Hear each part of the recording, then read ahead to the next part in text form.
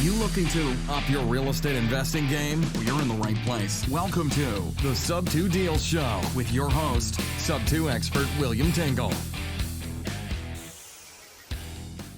Hey, Sub-Tours. My name is William Tingle of sub2deals.com. I'd like to welcome you to this episode of the Sub 2 Deals Show, where we talk about all things subject to.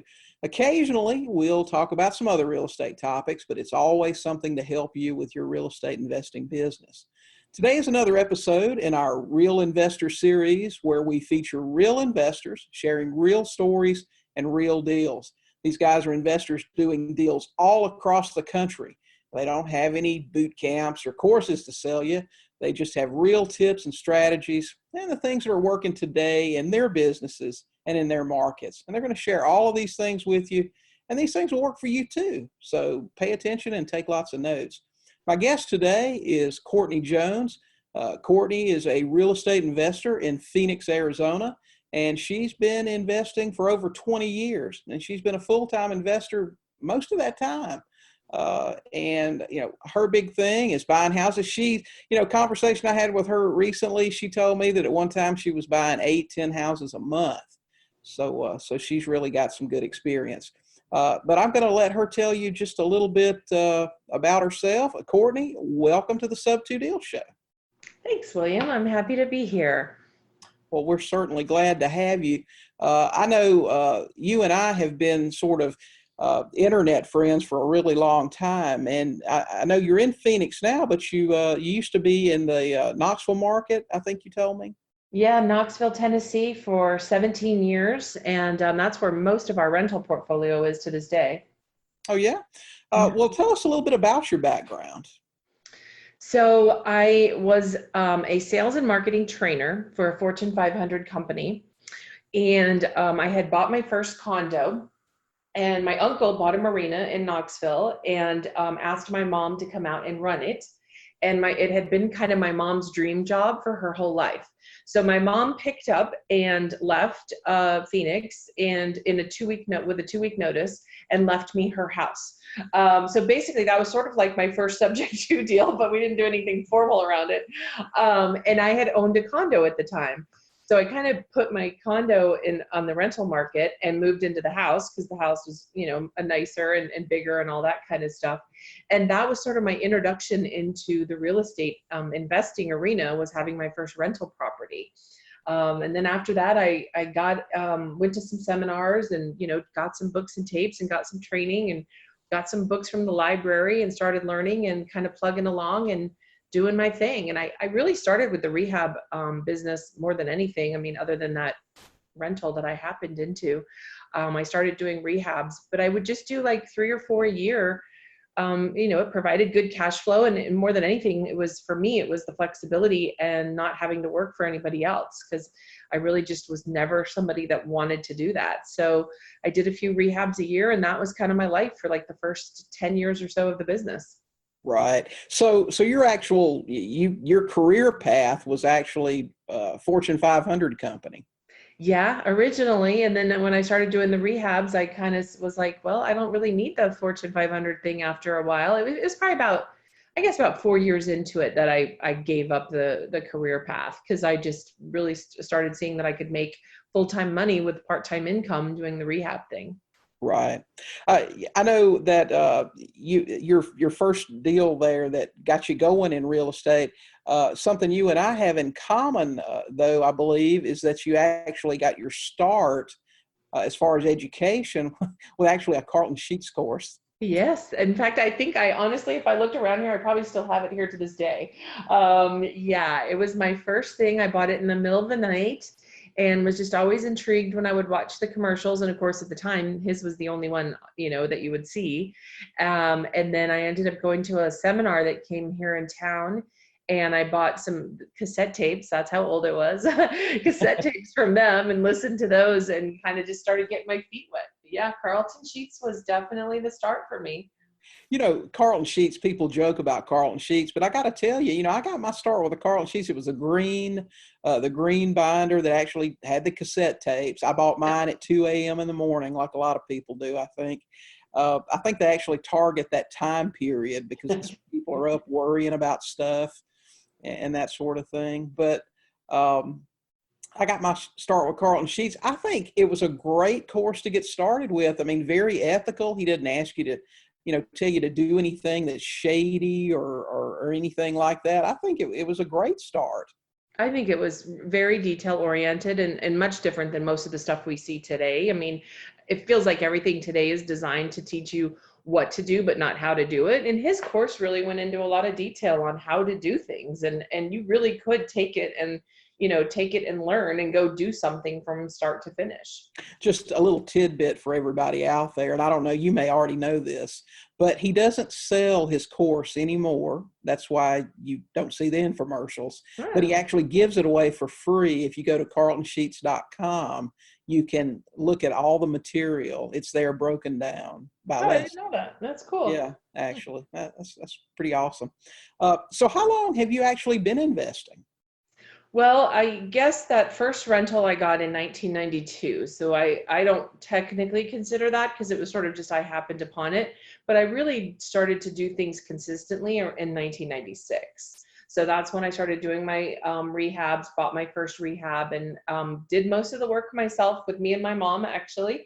And we did the work on the whole property. We were up on the roof and figuring out how to change the tiles and all this kind of stuff. And the house had the in the wall heating units. So we obviously wanted to get rid of those. So we learned how to do all of that. And little by little, we would go through these Home Depot books and we would learn how to, do these things. And we go to Home Depot and quiz all the people, up and down. Okay, we have this. How do we fix it? And we just kind of started going through and doing them little by little. That's amazing that not only were you doing rehabs, but you actually did the work yourself with your mom. Yeah, well, now looking back, it was stupid, but at the time, it was great. I mean, it was fun. We had fun. We had, it was great mother-daughter bonding time. We learned. We both enjoyed kind of tinkering and doing those types of things. So it was definitely fun. I mean, from a financial perspective, I wouldn't advise people to do that today because you certainly could scale your business faster by outsourcing, but it was great, and it was really, again, my biggest thing was the flexibility, and I just needed enough money to live off of and live comfortably, and that was what was providing it, and it was fun. Right. That's amazing. You hear about guys, usually some of them that'll start out doing some rehab stuff and things like that. But I think you're the first lady that I've ever had tell me that. Yeah, I did rehabs with my mom. That's pretty awesome. Well, okay. So you did rehabs in the beginning. Tell us about your business model now. What's your thing? And most people, some people are transaction engineers. They do everything, but a lot of people too have a certain model they follow. What are you doing these days? So we did the whole transaction engineer thing for a while. My husband and I worked together. Eventually I got so busy that my husband came on board and we worked together. And then after a few years of that, we decided we wanted to stay married instead of staying business partners, because it is really hard to work together 24/7 and do that. So we kind of decided at that point that with the business the way that it was, we were buying 10 to 12 houses a month, that we either needed to go super big or super small. And at the time, our daughter was she's 15 now, she was probably about 3 or 4. And I really just wanted to spend as much time with her as possible. So we kind of made the conscious decision to take the business down several notches and just do our thing and kind of make it almost like a lifestyle business. And so he went back to work in the field that he's comfortable in, so that we weren't together 24/7, which makes for a longer marriage. And then I kind of started just rethinking what part of the businesses do I like the most. And I was burned out on rehabs. So now I primarily do subject twos, and occasionally I'll do a wholesale here and there. I do like to wholesale if it comes my way. I don't market for them or anything. If I do any marketing or any, calling on sellers or anything like that, it's typically looking for subject to type transactions. But every now and then through that process, I'll run across a wholesale deal. Actually, right before I got on the phone with you, I was finishing up a wholesale that I'm in the process of getting closed this week. So primarily it's a lifestyle business for me now. My daughter is on a travel volleyball team, so she travels from the 1st of November through the end of July pretty much every other weekend. And so she's still at that age when I like to go with her, which means I travel. So my marketing gets cut off and on, and, I can only do so much when I'm doing that kind of a schedule. So I really just work the business around what works for me as a mom, and putting being a mom first, because she'll be leaving for college in a couple of years, and I want to enjoy that time with her. Isn't that the best thing about this business, is that it frees you to really be able to do the things that are important? Oh, it's absolutely bar none the best part of this business. I mean, Yeah. like, this is the second or third summer in a row that I haven't done a lick of work all summer long. And then as soon as she goes back to school, which for us was just a couple weeks ago, like I've got like 12 weeks now of time where there's no volleyball stuff going on for her or anything. And I've got all this extra time. So it's like, okay, now I'm going to, get serious. I'm going to do some stuff. My goal is to try to get 8 subject twos in the next few months so that I can kind of solidify this year. And then depending on what happens during the course of her life for the next 7 months after that, it will depend on how much I'll do and when and where, because it just sort of depends on what's going on in my life. But it works out great because I can turn it off and on as I want to or need to. You just said something there that was going to kind of lead into the next question anyway. But you said in the next few months, you've got about 12 weeks, so say about 3 months, you want to buy 8 subject twos. Now, you obviously have a plan of attack to make that happen.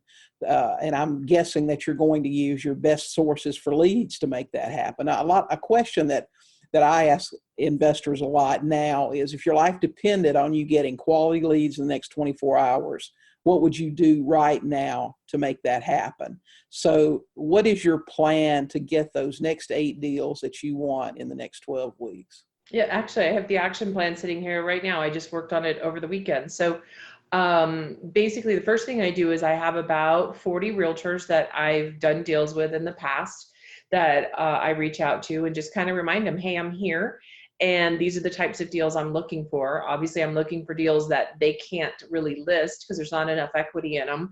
And preferably at this stage, I also prefer them to not need much work. But I'm also, I also understand that that's not always possible. So they know that if they have deals, hey, if you get a seller who really needs to sell, who just doesn't have enough equity to list it, then definitely give me a call and let's see what we can do. So the first thing I'm going to do is reach out to all those realtors. Then I'm going to reach out to a lot of people that I've done deals with. So I like mentoring people around the area and kind of people who are new to the business. A lot of times they'll read those Carlton Sheets courses or any other course, and they have some knowledge and they understand it a little bit, but putting it into practice is just different for some people. My husband's one of those people. He needs to have it step by step set out for him, where I'm just like, hey, I'll go figure it out, and so I look for those people who like to have the step by step, to need to get it figured out. And I like to work with them. So I'll reach out to all of those people. And then I look for people that are behind on their mortgages, and I'll do cold calling and mail drops to them. And believe it or not, I know this is like sort of funny because I've been in the business forever, but I still love driving for dollars. Oh yeah. Yeah. So that's actually one of the things I miss about being remote. Yeah, it's so fun. And I do have a lot of time where I'm, like I'll drop my daughter off at a workout session or something, and then I have an hour. So it's not enough time to really come home because we live kind of far away. So I have this hour before I have to pick her up. So I go drive for dollars, and yes, I do it myself.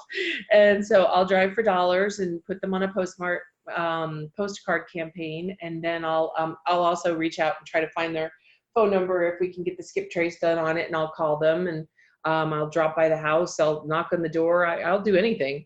So I'll email them and text them. I'll try to find them on Facebook and all that kind of stuff. So that'll be my plan of attack for the next 12 weeks. And doing these things. Well, first I've got to ask you about the Realtor Referrals. How do you get a realtor to work with you? Because, we have this discussion in the Subject to forum on Facebook all the time. And I tend to be pretty negative with regard to the realtors. Sure, there are a few that you'll find here and there that will work with you, but by and large, they sort of dismiss you like, a bug that's flying around or something that's giving them a problem. But how do you, I mean, what's your approach with realtors to get them to work with you and send you referrals that you can take subject to? Wow, that's Yeah, for the most part, you're right. 100% realtors are, they're not great. And a lot of times when I answer questions on forums, I say that to people. I'm like, don't waste your time with realtors. And it's not because I'm trying to scare them away because I'm going to use all the realtors. I am a former licensed broker and a former managing broker. So my licenses are in both states are in retirement now. So I do have contacts from that, which I would say probably established those first 10 or so people that I was working with regularly. When I was a licensed broker and a managing broker, then, we'd be at continuing education meetings or whatever. And they'd be like, cause my firm didn't do the same thing theirs did. We didn't list and sell properties. We just did our own stuff, and so they would always ask and be like, well, what do you guys actually do? And so I'd tell them, and, a lot of times they would be skeptical. They're like, okay, that's one of those no money down. You can't really buy real estate, no money down. I'm like, you know what? You want to come over to my office? I'll show you that you can. And I'll show you how it's done. And so I did have a few people early on kind of take me up on it. And I brought them in and I showed them. I mean, I just went through the HUDs with them and showed them, here's what we did on this one. Here's what happened. Here's the file. Here's what the situation was. And so then once they kind of became a believer and understood it, then they felt that I was a little bit more credible. And so, it's like you get that first couple of people that trust you and do the business with you. They run across somebody who can't afford to list the house, and they'll reach out to you. And then the next thing you know, they're telling their friend, and then, they're in the office meeting one day and somebody mentions having a situation, and it's, oh yeah, you know what? There's actually somebody that can help them. And so it kind of starts spreading that way. But the thing that people don't understand is realtors are not taught this creative real estate thing in real estate school. In real estate school, you're basically just taught a whole bunch of gobbledygook laws that you need to understand that you never use when you get out into the real world. right. So they don't know all of this. So they are skeptical, and just like the average everyday Joe, like if most people don't know you can buy houses this way. They think that you can only go to Wells Fargo and get a mortgage and all that. So it's no different. It's a process of educating them and sharing it with them. And then more importantly than anything is remembering that they need to get paid too. This is their job too.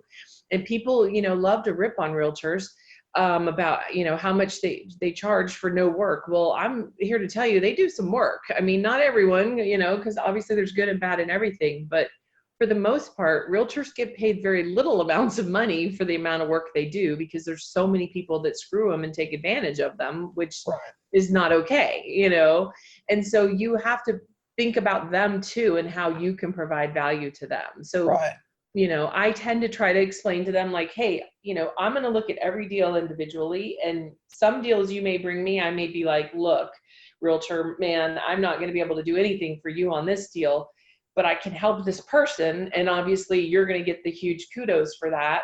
But I'll tell you what I will do on my next deal that I'm going to list, or on my next deal that I'm going to flip, or next time I need to refer a realtor for something, you're the first person I'm going to call, and that's my word. And obviously sometimes, they'll be like, well, can we put that in writing? And I'm like, you know what? Yeah. I mean, I'll put it in writing, what do you want to say? Yeah. They just want to know they're protected and they're going to make money and they're not wasting their time, because that's the only thing they get paid for. Right. That's right.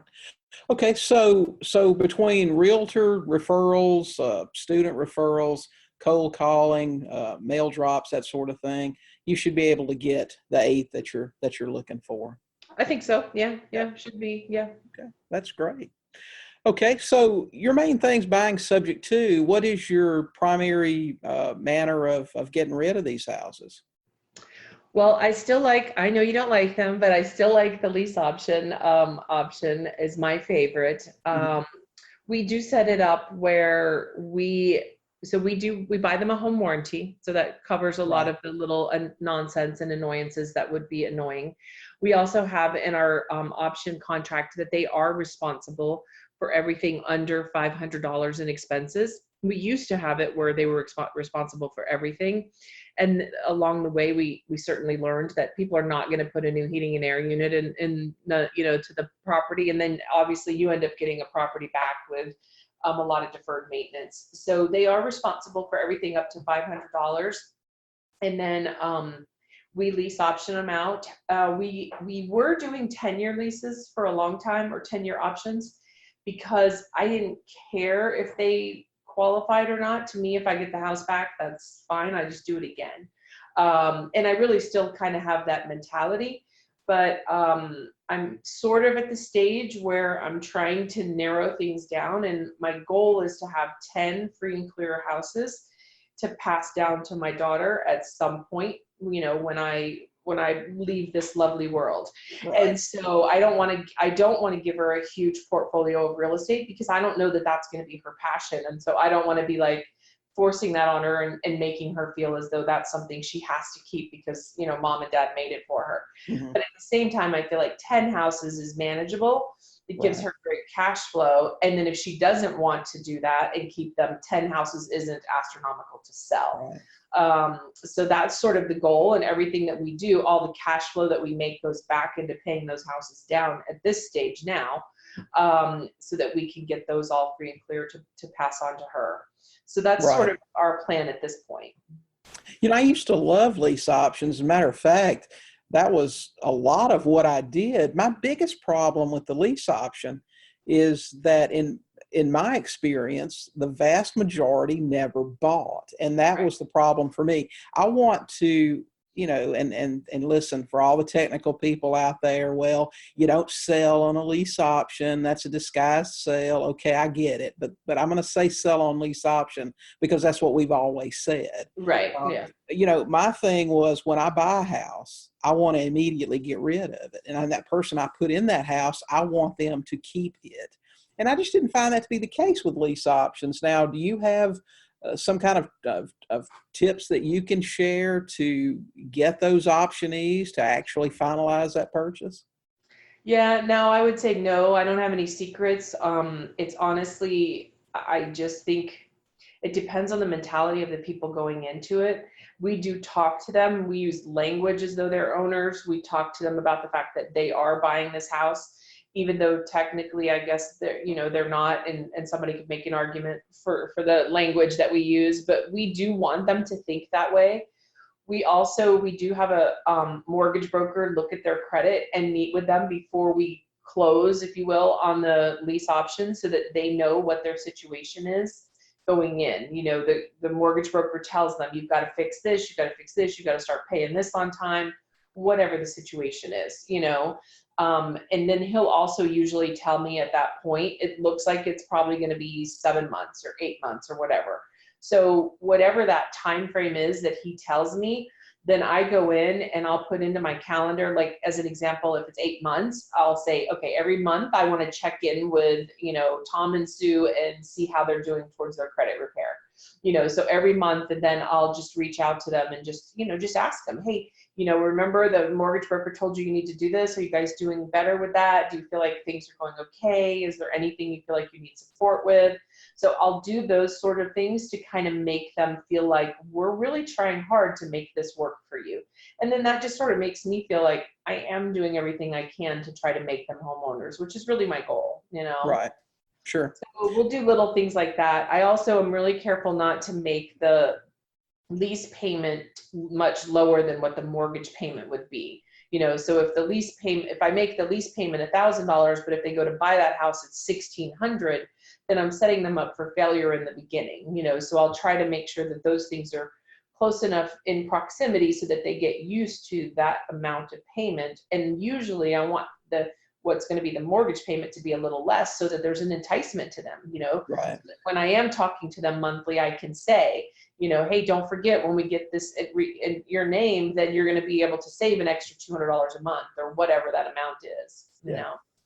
Well, you know, in a perfect world, and this was, like I said, when you get started, all you know is what you read. You don't have all that practical hands-on experience. But, Right. you know, and I thought, well, gee, a lease option is perfect because, you know, you get somebody in the house, you get to continue to get the advantages of being a landlord. You get to depreciate and all those cool things. And then you know, since you're going to hold that house for anywhere from 6 months to 3 or 4 years, you know, you don't have to worry about being classified a dealer and all of that stuff. So, I mean, you know, and then if the optionee buys, Man, it's a perfect world. But like I said, in my experience, it didn't work out that well. If you don't mind sharing, what would you say, and you probably don't have that right in front of you, but just off the top of your head, what percentage of people in your experience actually come through with a purchase within 36 months? I'd say it's less than 50%. I'd say it's probably like 40, 45, maybe 50 at the, it's not that much. Right. Well, you're doing a lot better than I did. I would say, of course, I was working with lower end, I worked in Georgia, and, and I wasn't in Atlanta, so we didn't have the high price stuff. And I was nowhere close to, most of the homes I dealt with were under 100,000. And typically that price range, they're going to come through less often anyway. Right. Yeah. But we try to stay median to slightly above median for that reason. Because this sounds horrible, but we are looking for that little bit more mentally prepared to own, middle upper class type person who's just had some credit issues and needs some time. I mean, it happens. It's life, and so we're looking for that person who really is kind of ready for home ownership, but just needs that second opportunity. And that's exactly what I do. I'm at median price, and up to maybe 20% above. And I'm looking. This is the kind of house I say it's not a starter home. It's a step up. It's 30-ish with a couple of kids. They've been in the starter home. Now they want something a little bit nicer. They're worried about school districts and things like that. Right. Absolutely. And this is the house that we're looking for to buy. Yep. Yeah. That's exactly what we're looking for. I don't know if maybe, you and I have been doing this. We've been doing it a little longer than me, but maybe it's just you reach a certain point where you've got enough experience where you know what you're supposed to be doing now. Yeah, that's like sometimes when you asked me to do this, I thought, oh, this could be scary because I'm not really good at remembering a lot of the stuff anymore. It's just sort of natural for me. So like when I'm asked a specific question, I'm thinking, I don't know. I just kind of do it. I don't know how I do it, or, so you're right. I think after time, you just kind of figure it out and it becomes part of what you do every day. You know?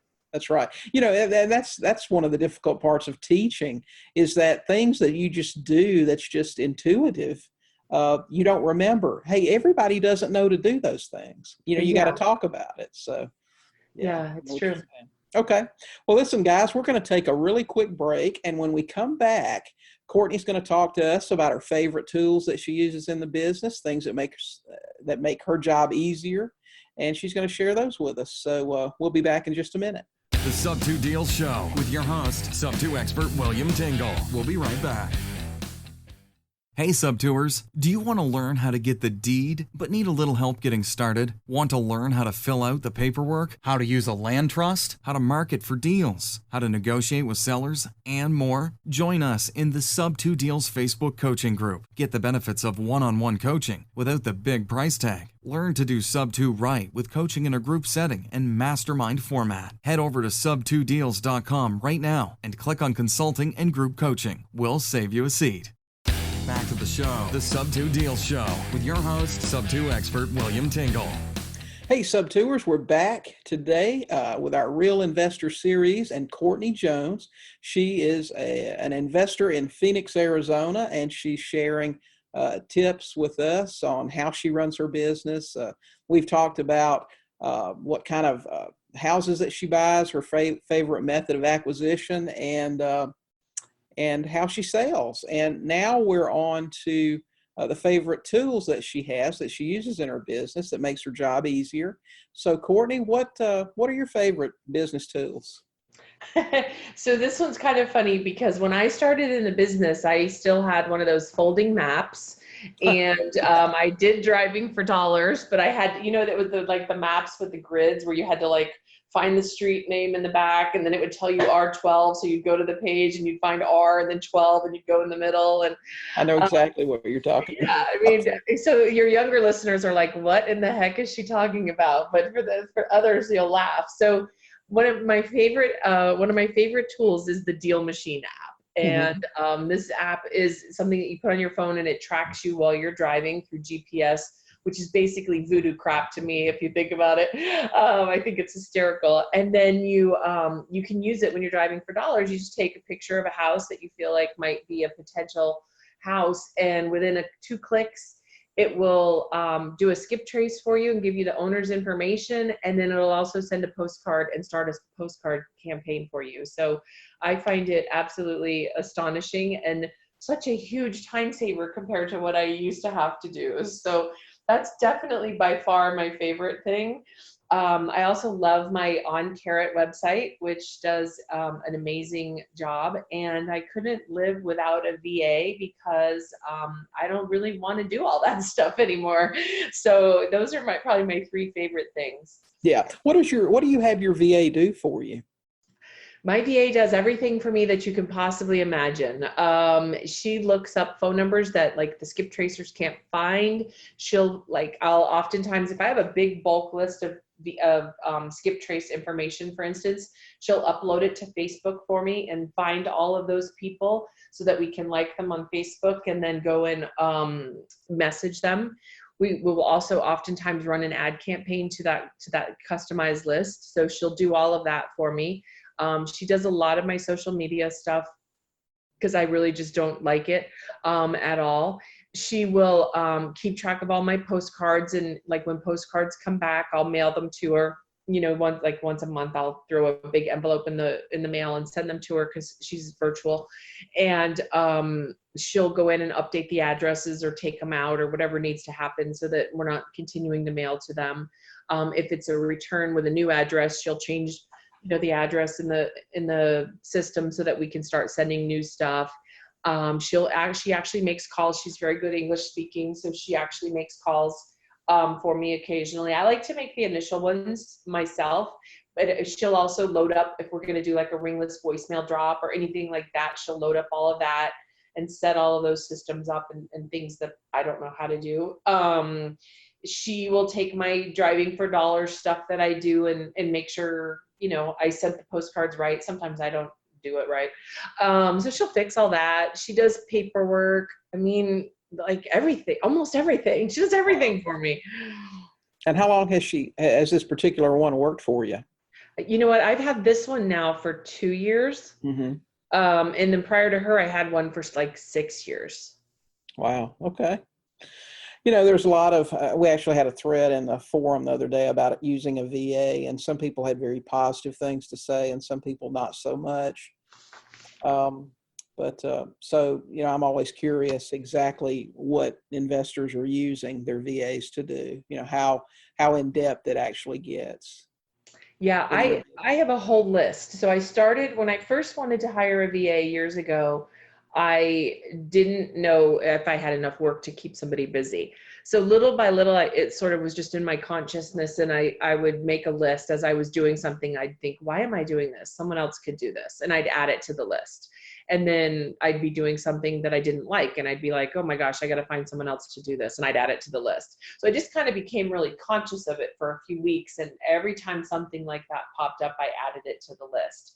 And my first fear was that somebody needed to be right next to me in order to do it. And once I got past that, because of all the tools there are nowadays, with Join Me and Zoom and things like that, and Camtasia and stuff where you can create videos to show people how to do things easily. It's really just a matter of getting into the habit of creating those systems, so it's like anytime I go to do something now that I think I may do more than once that I don't want to do, then while I'm doing it, I create a video and I pop it away in a folder. And I may not have her do that this time because it may be another month from now before I need it done again. But then when I go to do it again, I'm like, wait, didn't I create a video for this? I think I did, and then I'll go and I'll look and I'll be like, oh, good. And then I'll pass that on, like, here, I need you to do this. And here's the instructions on how to do it.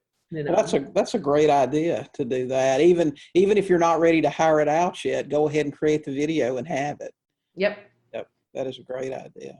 Well, listen, you've got this campaign that you've got going on now. You're going to do these door drops and voicemails and reaching out to the realtors and everything. You got your leads coming in. When you get a lead for a subject to deal, what are you really looking for when you decide if it's if it's going to be a keeper or if it's going to be, something, a lead that goes into, file 13. Yeah, for me, a lot of times it sounds a little corny, but it's a little bit of a feeling, in a perfect world, my perfect houses today are 5 years or newer, so newer constructions, which means that they have little to no work needed on them unless the people have just gone in there and gone crazy. But usually newer houses, I'm not having to worry about replacing the heating and air units anytime soon. I tend to be above the median here in Arizona is where I'm marketing now. So we have these things, they're like tile roofs. I don't know if people are familiar with them, but it's not like a typical composite roof. It's got like this half of a thing of tile. So those are 40-year roofs. You do have to replace the underlayments after about 20 usually because it dries out and stuff. But if I can buy a 5-year or younger house, then I'm pretty good on those roofs for a while, which is nice because they're expensive. I'm looking for something that I can lease out for about $300 more than what the mortgage payment is. And of course, if it's 5 years or newer, they've got some great interest rates on them, which I love. When I first got into the business, rates were 18, 19, 20%. So when people, talk about now, when rates got up to 4.5%, people were freaking out. Oh, they're so high. I'm like, oh my gosh, you're killing me. So it's so funny. And then here, our appreciation is doing really, really great. I mean, Maricopa County is the #1 growing county in the country right now. So more people are moving here than anywhere else. So our appreciation is looking strong. And from all intents and purposes, it looks like it's going to continue that for a while. So I'm really pretty happy, even if I can get about a 10% equity position. I probably, just because of some fear in the market and things that are going on, I probably wouldn't intend to hold those as long. Maybe another 2 years would be my goal, to try to get people in there that we could get some cash out financing for in about 2 years. But if it's in good condition and I can get that, then I'm pretty happy. Yeah, I'm just the same. We like the newer homes. I typically try to get 7 years or less, as long as it's still under like a builder's warranty and that sort of thing. They're in good condition, and then we typically buy at about 90%. Occasionally we'll get one with more equity, but typically it's at 90%. But the cash flow is still what's so great, even with those, when you can buy it. I mean, gosh, we've had loans as low as like 2.7. It's incredible. Crazy. When I got started, if we got 10%, we were like, oh man, this is wonderful. Right, exactly. Yeah. Yeah, and this whole generation of people coming into the business in the last like 6 years is so spoiled. It's gonna be interesting to see what happens. Yeah, that's for sure. If rates got really astronomical again, can you imagine though, if you were, hanging on to 30 or 40 houses with 3.5% interest rate loans, and you look up in 10 years and rates are back at 10 or 12%, even people with great credit would prefer to buy from you. Yeah, exactly. Because you can wrap it, at 8 or 9%, and they're coming out sweet. So Yeah, yeah, definitely. interesting. Well, can you give us an example of a deal that you're working on right now? Yeah, actually, I have one that is actually in my neighborhood, which I actually tend to try to avoid buying in, but it actually worked out well. So they had this tiny little for sale by owner sign in their front yard. And as I was going through the back way of the neighborhood one day, I saw it. And I gave them a call. And they had it rented out, and they'd had a bunch of tenant issues. I mean, after I talked to them, I found out they'd had I think it was 3 tenants in like a 16 or 15 or 16 month period of time. So they decided that they wanted to sell. They're an older couple, and they just don't like realtors, which is so funny to me how often you run across that. They just didn't want to list it because they don't like realtors. So they had this little itty bitty sign in the yard, and so I started talking to them, and the house is worth probably, I would say, about $425. It needs some cosmetics. This one is not one of those ones I just mentioned. It's not brand new. The neighborhood's about 15 to 20 years old. So it needs carpet in the bedrooms. It needs some new paint throughout, but less than $5,000 worth of work. They owe $375 on it, and and some change.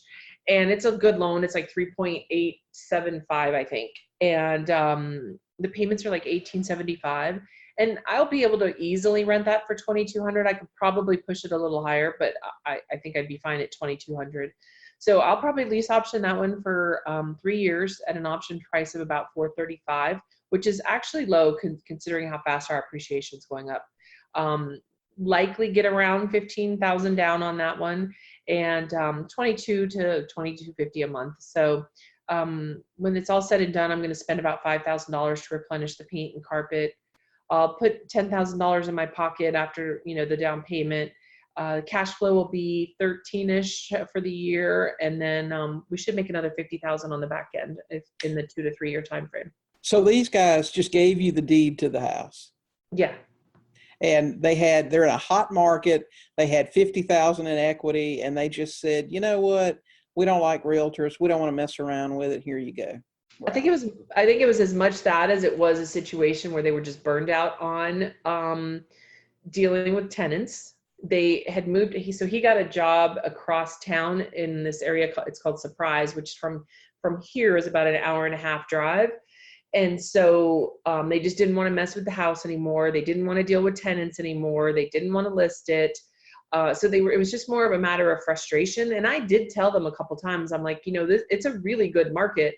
If you put a house on the market, you're going to probably get an offer on it in a month. And they were like, well, we've had the sign in the yard for a month and a half. And I'm like, yeah, but you haven't exposed it to anybody other than people like me who are going in the back entrance of the neighborhood, which nobody ever does, and if you put it on the market with a realtor, and they just really don't like realtors. There must've been a situation. I kind of got the feeling that there was a situation in the past. Mm-hmm. So right. Yeah, they just kind of just wanted to be done with it. Yep. I brought back attention to that because there's so many people that say, oh, nobody will give you the deed to the house if it has any equity or, unless they're in foreclosure, what have you. And this is just a prime example of just seeing a sign, picking up the phone, making contact and saying, hey, how about this? Will this work? And they go, yeah, that'll work. Let's do it. Yeah, exactly. And Happens there was kind of been a rapport building, I had probably 3 conversations with them early on going into it before we even met over at the house. And the first question out of their mouth when I called them about that, I said, hey, I'm calling about the house. And I saw your sign, and they were like, are you a realtor? So, it's like, no, I'm not a realtor, so that was kind of funny. Yeah, that's right. Well, that's great. Tell us now, and I ask investors this question because there's some really strange stuff that happens out there. And, I tell stories sometimes and people say, somebody told me recently, you should write a book, like a biography or something that would really be interesting. I said, listen, anybody that's been in this business 20 years has got a ton of these stories. Oh, yes. But tell us about your most unusual deal. Oh, let's see. I would say, we've had a ton of unusual deals. I would say the one that would probably be the best lesson for everyone would be the one where I actually think I posted this on your Facebook group recently, where we actually had the guy pay us to take his house. And so it's kind of funny because my husband was exactly what you just said, one of those people who did not believe people would actually just give us a house, So when he joined me in the business, I'd been doing it like 15 years already. And so he just was like not a believer of the whole thing, but then he ended up being the acquisitions person, which was kind of funny. But this guy called us, and he was from a rural area. And back in Knoxville, we were running TV commercials and radio commercials. So we would hit a lot of areas outside of our normal buying area, just because you can't really control where those things all go. Right. And this one owner called us. It was a new construction house. It's like a year old. But it was in a more of a rural area, and he wanted to sell the house, and it had little to no equity in it. And yeah, I would say the numbers are a little fuzzy to me, but I think it was worth around $230. And he owed like $225 on it, type of thing, so there was really no equity in it. And the rural areas of Knoxville do not appreciate. So, this was not an appreciating area by any means. It did not need any work because it was pretty new, but it was kind of outside of our normal area, and we really just didn't want to buy it. But the guy just kept hounding us. And, every time he'd call, my husband would be like, what do you want to do with this house? And I'd be like, I don't want to do anything with it. And he just kept calling. He had gotten a job transfer to the Northeast, and obviously owning the house just a year and a half and having it built, he didn't have any equity. And so there wasn't a whole lot that he could do. So one day he called and he's like, I really need you guys to help me. I keep seeing your TV commercials and I want you guys to help me. I don't understand why you won't help me. And so finally I said to Adam, I said, you know what, just tell him the only way we're going to be able to help him is if he can come to the closing with cash. And so Adam told the guy that, and he's like, okay, how much? And so then we had this big, huge office where it was like this big bullpen area, and so he like mutes it and he looks at me and he's like, he wants to know how much? And I'm like, I don't know, 15 grand. I don't care. And I mean, we're just really trying to blow this guy off. We did not want to buy the house. So Adam told him, he said 15,000 is probably what I'm thinking. He's like, I'm not exactly sure, maybe even a little bit more. And the guy was like, okay, I can do that. And we were just like, so Adam looked at me with this, and one of those looks where your eyes get real big, and I'm thinking, oh crap, we're buying that dang house, aren't we? and so sure enough, we ended up buying the house, and the guy came to closing with 15 grand, which was, the first time we'd ever had somebody actually pay us to take over their house. And then it turned out we got I think we got $10,000 option consideration on that one. Or maybe I think it was 15. I think it was 15. And then the pipes froze right before the people were supposed to move in. And so it was, it was in the winter, and the pipes don't really freeze in Knoxville all that time, but they do every now and then. But the entire downstairs flooded. So thank goodness we had proper insurance on it, because we had to redo the whole, downstairs with everything. And right before they moved in. And we thought for sure, we were like, okay, these people are going to walk and we're going to be stuck with this house because it's in this rural area and nobody wants to live there. But they were actually super excited because now they got to go in and pick out the carpet for the downstairs and the flooring and cabinets that had to be replaced and all that kind of stuff. So it actually turned out to be an amazing deal. He was super excited. Actually, we still stay in touch with him to this day, and that was a long time ago. And they were super excited. So it worked out to be a great deal on the whole end, but it was just kind of my first experience. And Ron LeGrand had told us that repeatedly. We'd gone on a couple cruises with him and his FFN group and stuff, and he used to tell us all the time, well, make them pay you to come to closing. And we used to just think that's not possible. And so that's sort of how it came to my head when we were trying to get rid of this guy. I'm like, well, tell him he'd have to just pay us to come. And Adam was like, okay, didn't think it would be done. And here we were. It's really funny, deals like that you're totally not interested in. I had a lady call me once about some advertisement, and she said, we talked about the house, and she had a good bit of equity, but for some reason I was busy. And I said, well, I'll call you back in a few days. I had a lot of stuff going on at the time. And she called me back, and when I was trying to get her off the phone again, and she says, Mr. Tingle, I'm a very motivated seller. And at that point, I had to make an appointment with her to go see her. And we wound up buying the house, and it was a great deal for us. But it's just really funny how sometimes those things, some people that will actually harass you to come, so they can give you the house. It's so true. And that's what is so, I think, just eye-opening for people when, going into this business. Obviously you hear these things sometimes, and most people are of the mindset, no one's going to do that. No one's just going to give you their house. And then as new investors, people tend to have that feeling of desperation a little bit in wanting to get their first deal.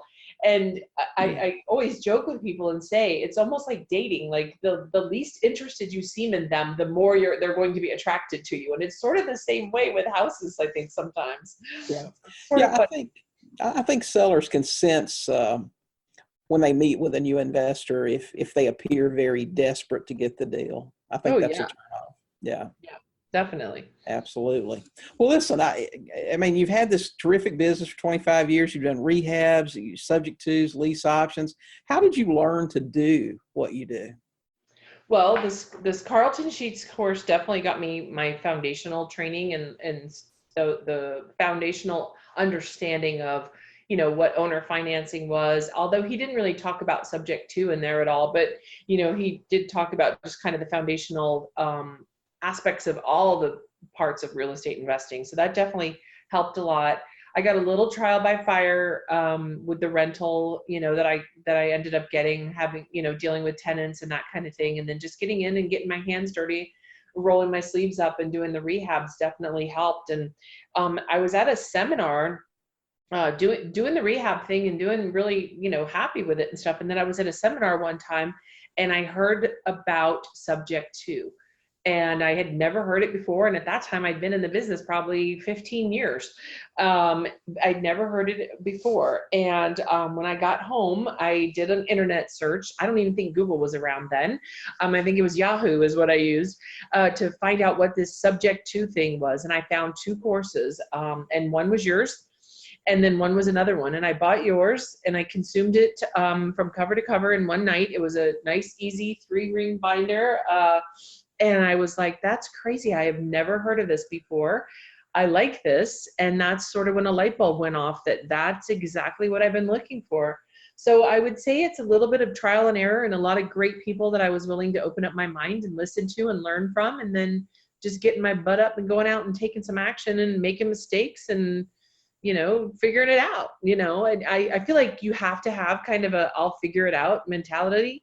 You have to have some base knowledge. I mean, you don't want to just go out and, with no knowledge whatsoever, but so many people just try and wait till they know everything. And I've always kind of just been, just tell me what the bottom line is, tell me what the purpose is, what the point, what the objective is, and then I'll figure it out, kind of, that's how my mind kind of works. And I think you have to be a little bit like that in this business. So that's, I would say, probably the foundational training that I got, and just kind of went out there and figured it out. Yeah, just took some information and went out there and just took action. That is, that we just always go back to that. That is just the key. Yeah. I mean, I can't tell you, and I'm sure you have the same thing. I can't tell you how many people I talk to in a week that are, will send me an email or hit me up on Facebook or whatever. I've been wanting to do this for 5 years, or, do you think this business card is better than this one? I'm like, didn't you post this on a Facebook page like a month and a half ago? Are you still thinking about a business card? Okay, stop. It's like, take some action and move forward, That's right. Stop spending your time on busy work. Exactly. It's not making you money. Yeah, business cards, they're great, and you do need them. But what you need now is to have your butt on a seat in front of a seller. Exactly. Yes. That's all you need to be doing is talking to sellers and marketing yourself. That's it. That's, get out there and do it. And when I always laugh in these groups, when I see people post like, I'm trying to decide between these 4 logos. Okay, well, you're already losing, because that is not even something you should be concerning yourself about. Like, who cares? I don't know if I've ever looked for someone to do business with, and it doesn't matter what kind of business, whether it was somebody to clean my house or somebody to come wash my car or whatever, and said, you know what, I'm not going to hire that person because I don't like their logo. Yeah, their logo's ugly. I'm not calling them. Yeah.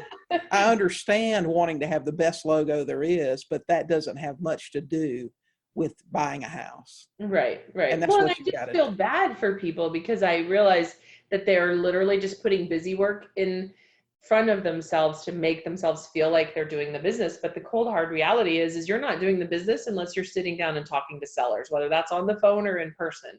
So unless you're doing that, you're not doing the business. So I don't want to hear how busy you are, So it's like, there's opportunities out there, but you're just choosing to do them the wrong way.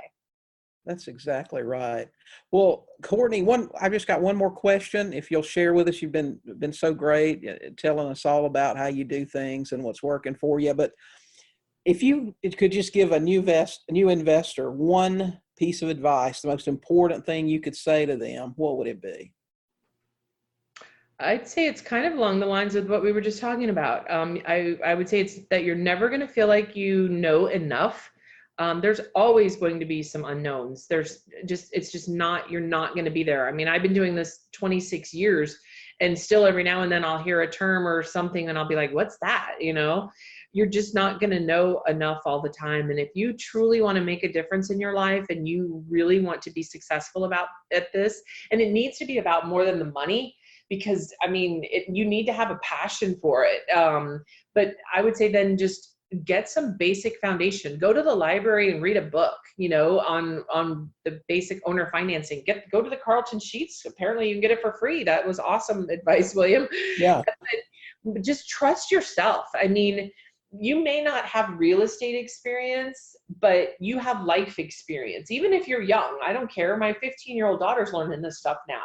you've accomplished things. You've gone through and figured things out. You know that you can get from point A to point Z. Maybe you need more information and more data to get that to happen, but trust yourself and your abilities to get yourself to where you need to be. And along the way, just know that you can figure things out and find solutions and move forward, because you're always going to be learning, and you're always going to be learning new stuff and hearing new things and trying new things. I always say, just be a sponge, learn and listen. Don't act like you know it all. I hate being in a room sometimes with some of these people that act like they know it all. I mean, it's just, don't act like that, and don't aspire to be like that. Just be somebody who's humble and can learn and teach others and help others along the way, but to have confidence in yourself that you can figure this out and go for it.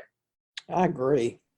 Well, Courtney, again, thanks so much for being here with us today and sharing all the information. I'm sure it'll be very inspirational, helpful to all the investors out there that listen. Well, it's been my pleasure. I hope somebody got something out of it that makes them take some action this week and do something a little different. I agree. Sub-Tours, that's it for this episode of the Sub-2 Deals Show podcast. You can find the show notes for this episode along with a complete transcript at sub2podcast.com. If you enjoyed this episode, we would love it if you would subscribe, give us a 5-star rating and review on Apple Podcast. It only takes a minute, and it'll help others discover the show. You can subscribe as well as leave a rating and review by visiting Apple Podcast. Just do a quick search for the Sub-2 Deals Show. It'd also be fantastic if you would consider sharing our podcast with a fellow real estate investor who you think might get some benefit from it. And finally, if you haven't yet, you can join our absolutely free Facebook Subject To group at sub2forum.com. That's SUB2 forum.com. You can also find lots of resources and articles to help you grow your real estate investing business at sub2deals.com. So until next time, keep learning, keep marketing, and get out there and buy some houses. Thanks so much for listening to this episode of the Sub-2 Deals Show with William Tingle. If you enjoyed today's episode, please leave a review and subscribe. And for more great content and to stay up to date, visit sub2deals.com and on Facebook at Sub2 Deals. We'll catch you next time.